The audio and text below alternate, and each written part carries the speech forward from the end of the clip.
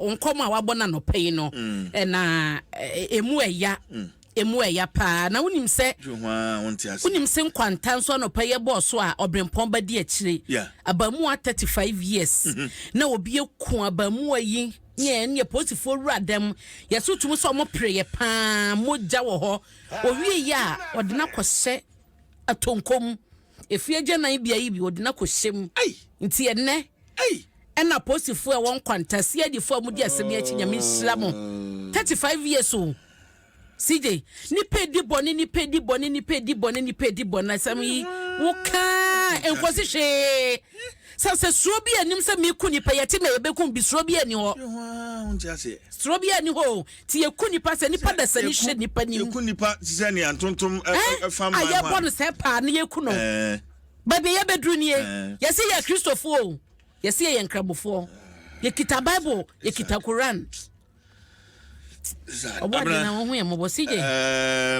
Chief Inspector Odey ono ye amasama MTTD station officer. Okay. Chief Inspector Odey osi anapay OTA. Chief ye chia pa. Papa. We salute. Yeah. Chief meta afa hona me de na ye ta cheche pa. Sam masama hona na posifo bi gira hono masana da but ni na ye chief chief inspector there you teach me no paper ko so ani bodwumaden fama yen and we so o say friend sample ya akufu o say ene and wife o say CJ kindly wish my one and only Stella McCarthy our Humility Lodge e wa Aguna Soedro ene in birthday and happy birthday to Stella McCarthy of Humility Lodge Aguna Soedro way free yaw akufu or nansoman eno de mano ene na yentoaso yenkwai CJ mami fa Ghanaian Times en hyase anopei na asame da hanom no yakosombo dam ene enso omabie ene enyoma essay ejapade a essay ho asamo da ha da be na me hu say interministerial committee ye mame akosia framework pare mame mibunu pa metucha kese de ma no oyoba panyi oye ne famude eno achi ye wo interior ministry ye wo committee ne so ye wo works and housing ministry ye wo energy ye wo national security just a minute what you say cabinet ministers na kasa ene ye on but Ghana Medical Association den krata ba bonte say Oma hunu Minister of Health so mo the Minister of Health no edian kan committee ne ho na de se de betumi aba say waterborne diseases ni bi kwampo betumi aba enti admanimu ya ne se mampani refie ya onsan ko fa Minister of Health mfa ne nka ho na omonko na CJ wo de ye bedru ho na mi bisa senti omonko ye de sese no de sie ya torentem ya ba ya na omonko chiche kuraba no ne kete no ne de keka ho no ana omu wie no adwuma na no ne sebiem eti no wo sha omama ye hunu committee so mampani ko ho na ekura yi so mampani ko ho enra okọ ho enra aha enti no one eye sa committee yi emufo ibi ene koye but ye bedi mu nkomo na mampani fo mu mpa clearly no samni bi ho abna otia ho sija adwuma no omada so clearly ye bi edami how many days ni yes, how many days ni na so no mampani oni Ghana o abna de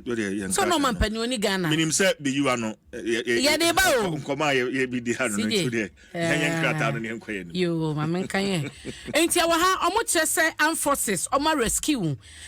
victims 1800 ana enso ye yira form ne ade no matumi rescue omo no so ho asame wo ha na okwa krata feto so dumiensa no asije amane a ebo no so ka se last week ya na ye betena ya na Ghana fo binuma so odin Oma yo madwe se mrane de wo wuchi na onimba bi ode be fa betumi adandan story no a na so wildlife division forestry commission no omo so mani abre pa enti se ye kese ukọ central regional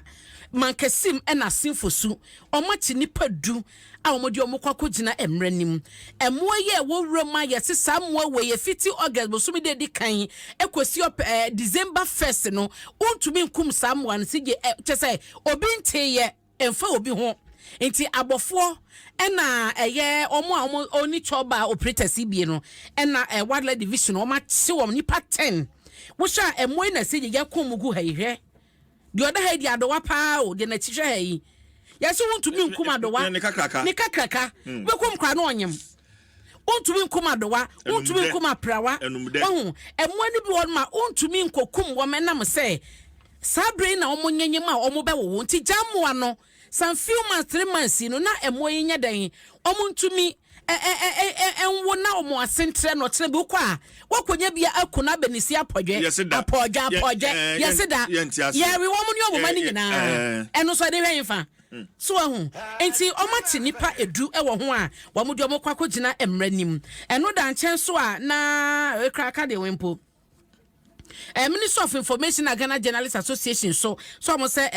City FM na City TV reporter bi so odododio NDC mo vet ni ade ne bi mu de omo sakeka reporter no a penyifo akondemo na wo hwe delegate ani mu hayi so a ne de wadi mu komo tema children's park bi mu pese omo de be casino yi ho asameda ha na eno danche ye Ghana ne South Africans na ese penyifo anyina kwapama je atum nti ase pam se wo kita ordinary passport a wo wakonya so betumi to kwan akwa South Africa but no ntumi nkomro 3 months ubetumi so free South Africa ba se ya ehun ya so be kwa kwaje visa bia nti Ghana ba monye nam ni US ni ko ya ni etwin san komo na ewie nteze CJ eso ma wie South Africa sa no mo no ni UK ni US nso kasa na nya visa free o de 2 weeks cry ya pedesa eti oh you de yeah South Africa de Nigeria de o man pani de ho de bo break na mo ni UK fo ni US no kasa now de bibia anya fine ye kwa beba enti CJ no so ho asem da ha na eno chin so no Dr. Nyahonya Hotamakuru che so no oyi MPP maye ni nyina na se ne wo fa ase ne John Dramani Mahama enti John Mahama twi ti ba ya pe no se ze ofi oye enti ene saade a me na mekono ena che so okotubam ye enti as wo no so ta ne banati ne wo fa ase na ti no no so no tumi abu o man no ntia ene ne waso okwaso aka se John Dramani Mahama ene kandifu Ghana ehia eno so ho asam e wo ha se pepepe enti CJ tada obokrata na de ma memfa mu nsem no ensi wo ha ya